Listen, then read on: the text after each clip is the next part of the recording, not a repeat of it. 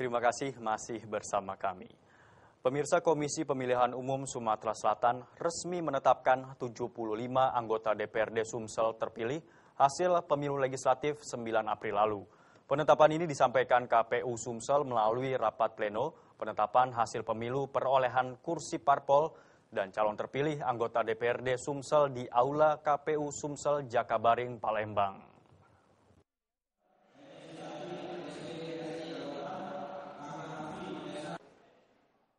Pasca penghitungan ulang C1 Pleno untuk perolehan suara DPRD Sumsel pada Kecamatan Rawas Ilir, Kabupaten Musirawas, pada 8 Mei lalu terdapat pergeseran perolehan suara yang didapat beberapa partai tertentu, sehingga berdampak pada perolehan kursi yang ada untuk duduk di DPRD Sumsel periode 2014-2019. Berdasarkan hasil rekapitulasi akhir, Partai Nasdem harus kehilangan 1 kursi dari daerah pemilihan 8 yang meliputi Kabupaten Mura, Kota Lubuk Linggau.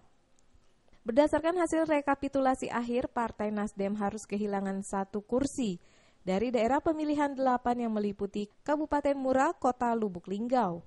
Partai Nasdem harus kalah dalam memperebutkan sisa kursi terakhir dari 7 kursi yang ada. Perubahannya paling ada dari Rawas Ilir itu ya, karena kita ada lakukan rekomendasi dari Bawaslu. Itu tidak berpengaruh pada kursi, Pak? Kenapa? Tidak berpengaruh pada kursi ya? Pengaruh apa yang secara langsung saya pikir tidak banyak. Ya, kalau ada ya 1 atau 2 partai aja. Tapi belum, karena kami bekerjanya maraton terus, jadi kami belum sempat ngamati itu. Ya. Tapi apapun hasil dari yang sudah kami lakukan ini, ya memang secara rigid waktu terus-menerus seperti itu. Perubahan nggak dari perhitungan ini, Kak? Kalau yang dapil lain itu jauh ini belum ada perubahan. Tapi kalau untuk dapil Musirawas Lubuk Linggau, dapil 8 itu ada perubahan, ada turun naiknya dari perolehan suara sebelumnya. Karena telah dilakukan koreksi dengan membuka Kecamatan Rawas Ilir di Musirawas. Dengan raihan kursi yang ada, PAN total mendapatkan 6 kursi di DPRD Sumsel, sedangkan Nasdem turun menjadi 5 kursi. Sementara untuk PDIP masih menguasai dengan 13 kursi, disusul Demokrat 11 kursi, Golkar dan Gerindra masing-masing 10 kursi, PKB 6 kursi, PKS dan Hanura sama-sama meraih 5 kursi, serta P3 dan PBB yang juga sama-sama meraih 2 kursi. Dari Palembang, Sumatera Selatan, Sefti Feriansyah melaporkan.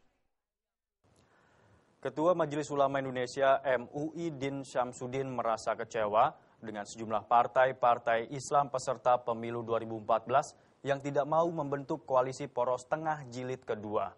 Din Syamsuddin menilai tidak terbentuknya koalisi poros tengah jilid kedua karena partai masih mempunyai ego masing-masing.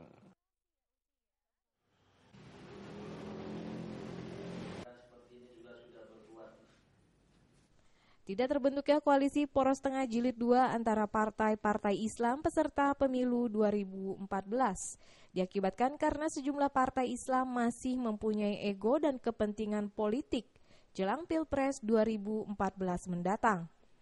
Hal ini membuat Ketua Majelis Ulama Indonesia Din Syamsuddin merasa kecewa dengan partai-partai Islam. Adanya keinginan MUI menyatukan partai-partai Islam didasari dari amanat umat yang menginginkan calon presiden yang diusung dari partai Islam. Din Syamsuddin juga menyatakan sulit untuk menyatukan partai-partai Islam selama partai mempunyai egoisme masing-masing. Mengadakan pertemuan-pertemuan dengan partai-partai Islam, tapi kenyataannya tidak jalan. Partai-partai Islam punya ego masing-masing. Ada yang setuju tapi ingin menjadikan kesepakatan itu untuk presiden atau apapun presiden sendiri. Ada yang sudah jalan sendiri-sendiri, ya sudah. Sebelumnya MUI telah menggelar forum Ukhuwah Islamiyah dan melakukan pertemuan dengan Ketua Umum Parpol Islam sebagai tindak lanjut dari aspirasi 67 ormas Islam yang menginginkan parpol Islam bersatu. Dipastikan koalisi poros tengah jilid 2 tidak akan terbentuk karena sejumlah partai Islam lebih memilih berkoalisi dengan sejumlah partai nasional.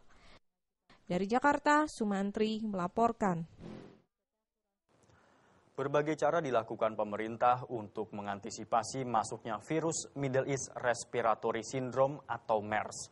Di wilayah Pekanbaru, Kantor Kesehatan Pelabuhan KKP Bandara Sultan Syarif Kasim II memasang thermal scanner untuk mendeteksi suhu tubuh penumpang.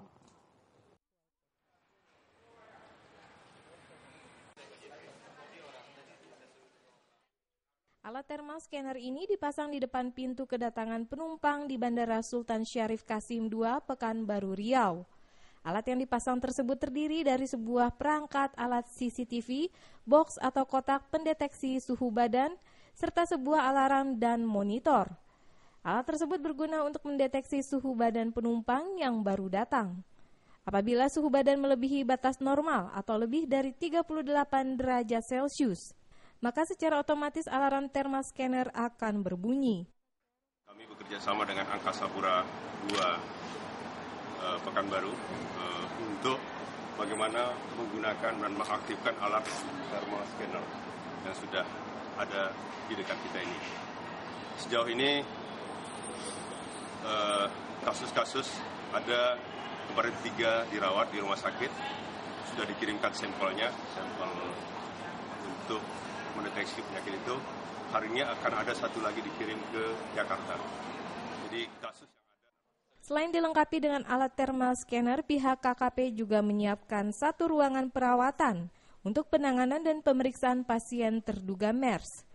Di klinik tersebut, penanganan pertama akan dilakukan sebelum dirujuk ke Rumah Sakit Umum Daerah Arifin Ahmad yang menyediakan ruangan khusus pasien MERS.